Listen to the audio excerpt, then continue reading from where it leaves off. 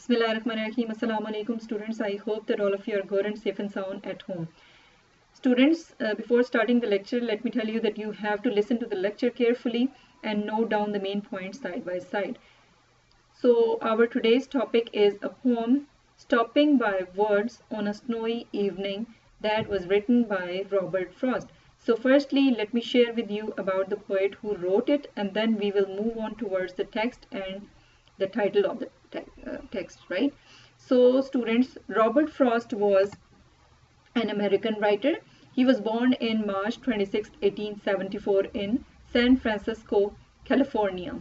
He was known as nature poet, and most of his poems were on the depiction of rural life and natural elements, right? उनकी ज़्यादातर जो poetry थी वो nature और rural life के बारे में थी, right? He also discussed in his poetry about the relationship of man with nature. Because he was interested in nature, so he discussed about the relationship of man and nature. Some of his famous poems are The Road Not Taken, Mending Wall, and Stopping by Woods on a Snowy Evening, right students? So students, this was all about the poet. Before moving on, let me tell you that this poem was published when there rose new ways of looking established ideas and challenged the tradition.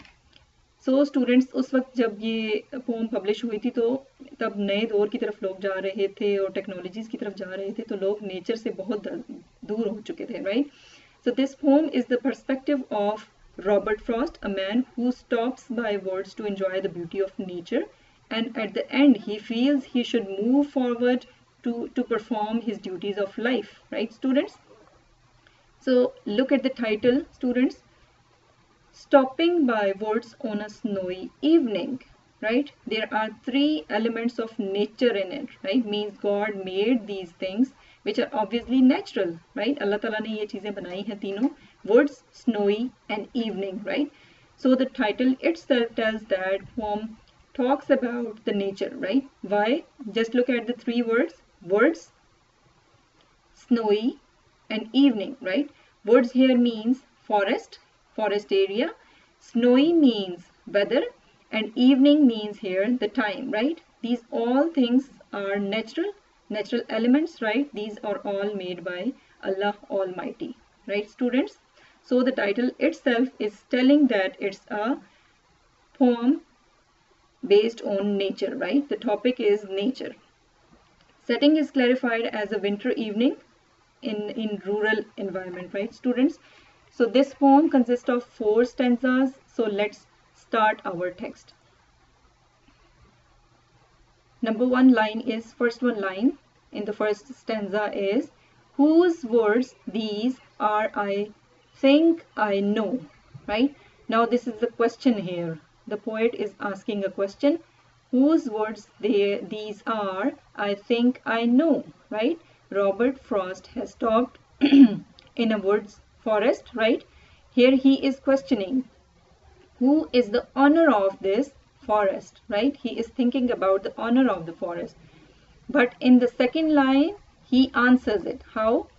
His house is in the village though. Now his house means owner's house, right? So he is near, the owner is near by the village according to the poet. जिसका ये जंगल है वो यहीं करीब के गांव में रहता है. So then he in the third one and the fourth one line, he says that he will not see me stopping here to watch his words fill up with snow, right?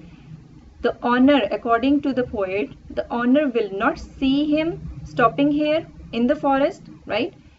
To watch him, right? Two things he tells us here. First is that owner will not see Robert Frost stopping there in the woods, right? Because he is not present there. And the second thing is that he will not see that his woods are filled with snow, right? Means it's snowy there, right students? So the owner, according to the poet, will not be able to see these things because he is not present there, right students? So you can imagine that how beautiful the scenario is, that you are, suppose you are standing right there and between the woods and the whole forest is covered with snow. So in the first two lines, he tells us about honor of words, right? That he is not present there. And in next two lines, he tells us that he will not see Robert Frost standing there and cannot enjoy the scenario, right, students? All right. Moving towards the next one stanza. My little horse must think it queer, right? Queer here means strange. So by reading this line, first one line of second stanza, we come to know that poet is not alone. He is having horse with him, right? So now the poet is saying that his horse might be thinking that these things are strange in words, right? Now which things seem strange to the horse? अब उनको क्या लग रहा है कि कुछ चीजें ऐसी हैं जो मेरे horse को अजीब लग रही होंगी. The first one thing, to stop without a farmhouse near. He is thinking that the horse might be thinking that why the owner has stopped here where there is no farmhouse. जब पहले ज़माने में लोग दूर का सफ़र तय करते थे स्टूडेंट्स, तो वो रास्ते में आराम करने के लिए रुक जाते थे, ठहर जाते थे. तो ठहरने के लिए वहाँ पे आपको कोई हाउस या फार्म हाउस ऑब्वियसली चाहिए होता है, ठीक है? तो वहाँ पे कुछ ऐसा नहीं था. So this seem strange to the horse. ये हॉर्स को थोड़ी सी अजीब लग रही थी चीज according to the poet, right? But here is no house, farm house there, right? Second one thing is that between the words and frozen lake, right? Second thing is that now it's strange also for the horse that they are standing between the forest and the frozen lake. वो ऐसी जगह है जहाँ एक तरफ तो जंगल है और दूसरी तरफ क्या है? फ्रोजन लेक है, right? There is no water to drink there, right, students? And the third one point is that the darkest evening of the year, right? The darkest evening here. See, students, everything is dark there. So according to the poet, three things seem strange to the horse.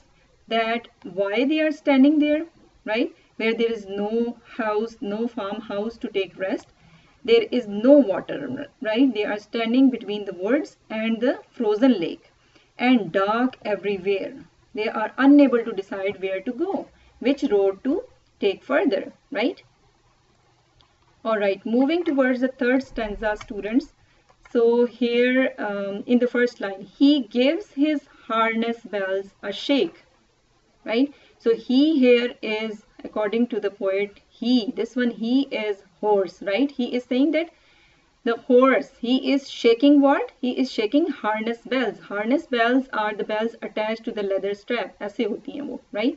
जो हम animals को use करते हैं card के साथ tie करने के लिए, right? So he was shaking his harness bells, right? जानवर ऑब्वियसली बात तो कर नहीं सकते, कम्युनिकेट कर नहीं सकते इंसान से, तो वो किसी न किसी एक्टिविटी के थ्रू आपके साथ कम्युनिकेट करने की कोशिश करते हैं.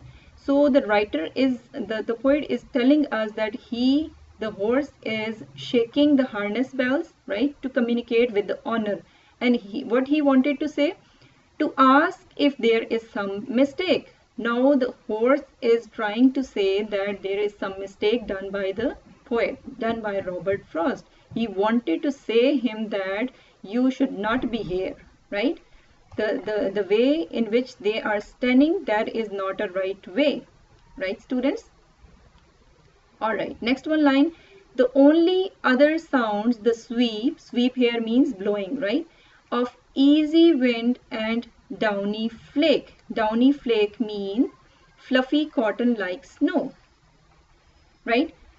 So the poet is saying that, as he told before in the previous line, that there was a sound of harness bells, right, made by the horse. And in these lines he is saying that here is another sound, right, present there. And you know, students, when the winds carry snowflakes, it creates a hushing sound, right? जब snowflakes हवा में उड़ती हैं तो उससे एक noise create होती है, hushing noise, right? So that hushing sound can be heard except the sound of harness bell. Harness bell के अलावा कोई और भी sound था वहाँ पे, और वो क्या था? Hushing sound of the snowflakes, right, students?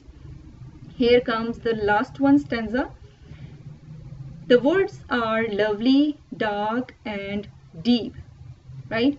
In the first line of last stanza, the poet is giving us description of woods, description of forest, right?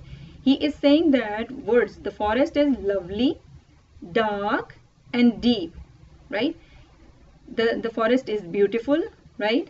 Dark here means darkness all around there, and deep means that filled up with the trees, right? So it's a thick forest here, there is darkness everywhere, but he is also calling that it's a lovely forest, right? So it is also giving us visual imagery, right? When we read, we can imagine, right? We can think that we can see these things as well, right? All right. The second one line is here that, but I have promises to keep. Now promises here, responsibilities or duties, right? So though the weather is appealing the poet को मौसम तो अच्छा लग रहा था, right? But he is still remembering that he has to move and go forward, right? He has to go forward to perform his duties towards family, towards his friends and country. Now poet has to move forward, right? He has to go back to home. So he is thinking about the responsibilities of him, right?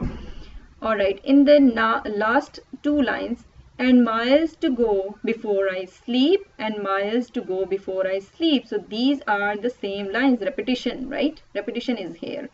Same line is repeating at the end one, right? So first one means that poet is thinking to put an end to things, to this journey, to go home and take rest. Now in this one line, the sleep here means to take rest. He is thinking that he has to go back and to take some rest. But in the last one line here, this one sleep means death, right? So this one line means here that the poet is thinking to undertake many such journeys before he reaches his deathbed, right? He is thinking that he is wishing that he will come back and he will have another journey like this, right? That because he was too much impressed by the beauty of the nature, right, students? As I told you before that Robert Frost was a nature poet. So in this poem he shows conflict between man and nature and differences between the wishes and restrictions we face in our lives. So is the case with us students, right हम अपने modern time में इस modern time में इतना bound होते हैं अपनी responsibilities में कि अगर हम नेचर को ऑब्जर्व करना भी चाहें इंजॉय करना भी चाहें तो हम नहीं कर सकते. So this was today's lecture, students. I hope that all of the points are clear, right? So this is your homework.